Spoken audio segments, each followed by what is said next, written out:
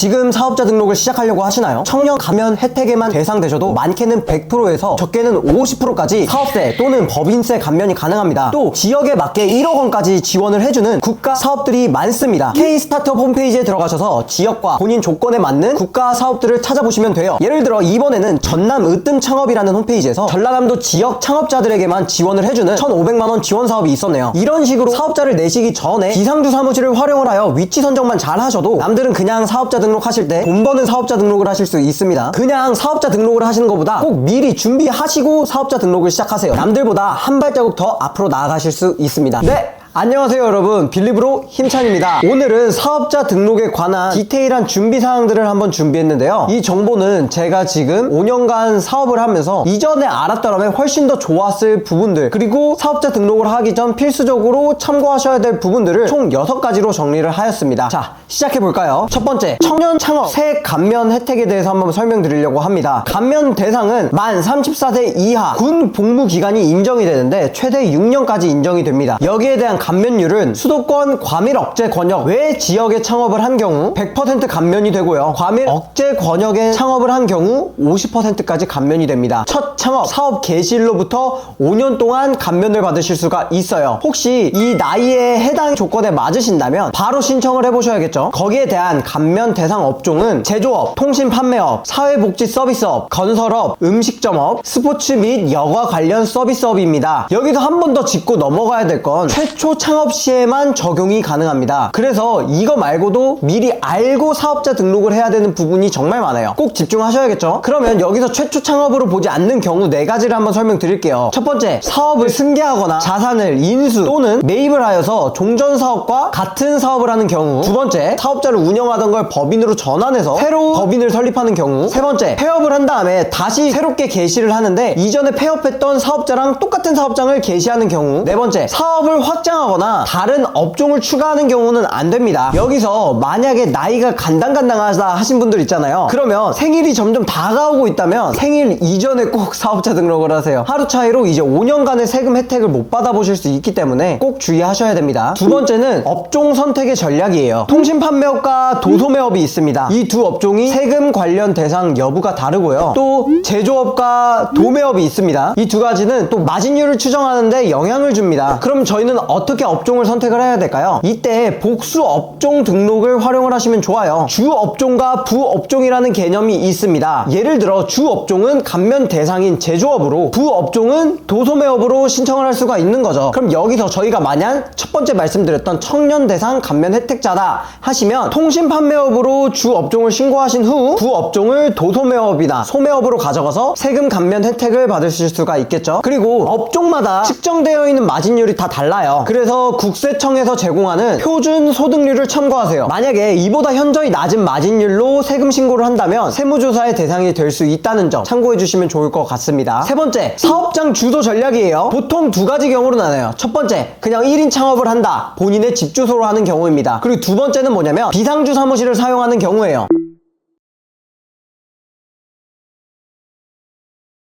이제 제가 처음 5년 전에 온라인 스토어를 했을 때는 한 집에 사업자 2개, 3개까지도 개설을 해줬어요. 하지만 지금 계속돼서 사업자가 많이 발급되고 있는 현 시점에서 한 주소당 하나까지밖에 안 됩니다. 그럼 거기에 있어서 왜 본인의 집 주소를 사용하지 않고 비상주를 사용하는 걸까요? 라는 질문이 있어요. 비상주를 사용하는 이유는 첫 번째는 본인의 집 주소를 이미 다른 사업장 번호로 하나 사용을 하고 있거나 두 번째는 특정 혜택을 받으려고 하는 겁니다. 초반 도입부에 설명을 드렸던 K-스타트업 국가 지원금을 받기 위해서 지역을 설정을 한다든지 청년 세액 감면을 받기 위해서 경기도 지역으로 비상주 사무실을 선택을 하여 신청을 한다든지 비상주 오피스를 활용하여 월 적게는 2만원부터 5만원까지 본인의 전략에 맞는 비상주를 사용하시는 것을 추천드립니다. 월에 2만원 투자하는 거 절대 아깝지 않다고 생각합니다. 근데 여기서 만약에 내가 건강기능식품을 들어가야 된다, 아니면 특가 허가증을 받아야 된다 하시면 거기에 맞는 허가증을 발급받으실 수 있는 주소가 있어요. 정확히 파악을 해보시고 거기에 맞는 주소가 공모가 가능한 비상주를 찾으시면 됩니다. 그에 맞는 비상주를 찾을수록 단가가 2만원에서 5만원까지 올라가는 구조라고 생각을 해주시면 돼요. 만약에 나는 아무것도 필요 없다, 그냥 도소매어 온라인 위탁 판매할 거다 하면 제일 단가 낮은 순으로 해서 사업자 등록용으로만 사용을 하시는 것을 추천드립니다. 이걸 많이 실수하시는데, 비상주 사무실을 한번 사용하시면 사용하신 다음에 계약 종료일이 나와요. 종료일로부터 폐업 신고를 하거나 사업자 주소지 이전을 하지 않는다면 15일 이후에 가산세가 부과가 될 수 있어요. 그래서 꼭 캘린더에 비상주 오피스 종료일을 작성해 주시는 것을 추천드립니다. 네 번째는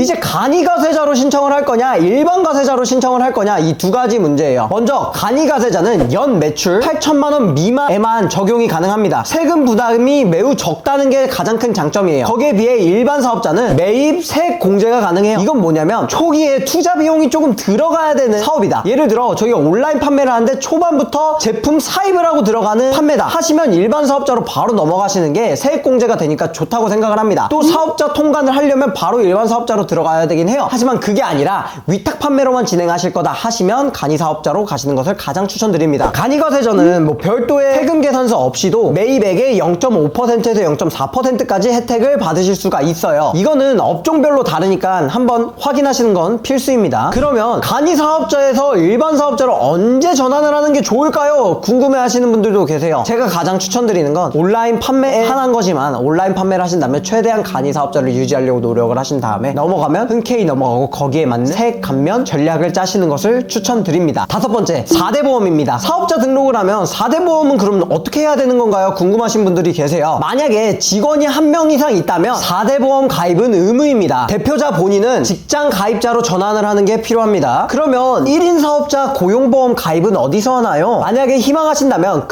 근로복지공단에 별도로 신청하시는 것을 추천드립니다. 두 번째, 건강보험료를 절감할 수가 있어요. 이런 지식을 알고 가냐 못 알고 가냐의 차이가 굉장히 큽니다. 창업 후 1년 이내에 청년 창업자라면 50% 감면을 해줍니다. 또 마지막으로 국민연금 납부 예외 신청을 할 수가 있어요. 사업 초기에 자금난이 있다면 최대 3년까지 신청이 가능합니다. 마지막으로 여섯 번째인데요, 사업자를 등록하신 다음에 즉시 해야 될 업무가 무엇들이 있는지 제가 4가지로 정리를 해봤습니다. 첫 번째는 사업자 등록을 하자마자 하셔야 되는 건 사업용 통장을 개설하시는 것을 추천드립니다. 제품을 구매하거나 만약에 저희가 세금 계산서를 발행을 해줄 때는 사업자용 공동인증서가 필요합니다. 사업자용 공동인증서를 발행 받으시려면 사업자용 통장이 필요해요. 그래서 사업자 발급을 받으신 후에 바로 사업자용 통장을 발행하시는 것을 추천드립니다. 원하시는 은행에 발급받으신 사업자 등록증 초본을 가지고 가시면 쉽게 만드실 수가 있습니다. 두 번째, 홈택스를 가입해놓고 거기에 만든 공동인증서를 발급을 하는 거예요. 사업용 통장이 생겼으니 이제 공동인증서까지 미리 발급을 해놓으시면 깔끔한 업무 진행이 가능합니다. 세 번째, 4대 보험 사업장 가입을 해놓으시는 것을 추천드립니다. 네 번째, 각종 공과금 있죠? 공과금을 사업자 명의로 변경을 해놓으시는 게 좋습니다. 이거는 추후에 일반 사업자가 되시면 감면 혜택을 더 받으실 수 있는 요건이 됩니다. 그럼 여기서 신용카드 어떻게 해야 되나요? 사업자용 신용카드, 개인 사용 신용카드 어떻게 해야 되나요? 이건 제 개인적인 꿀팁인데, 어떻게 보면 개인적으로 사용하는 식비라든지 제품 구매 비용이라든지 세금 감면에 도움이 될 수 있는 요소들이 있을 수가 있어요. 그래서 저 같은 경우는 사업자 카드를 2개를 발급을 받습니다. 2개를 발급을 받은 다음에 하나는 정말 사업용으로 사용을 하여서 저희가 얼마가 빠지고 얼마가 들어오는지를 체크하는 용도로 만들고요. 두 번째는 개인 용도로 사용을 하되 이 두 가지 모두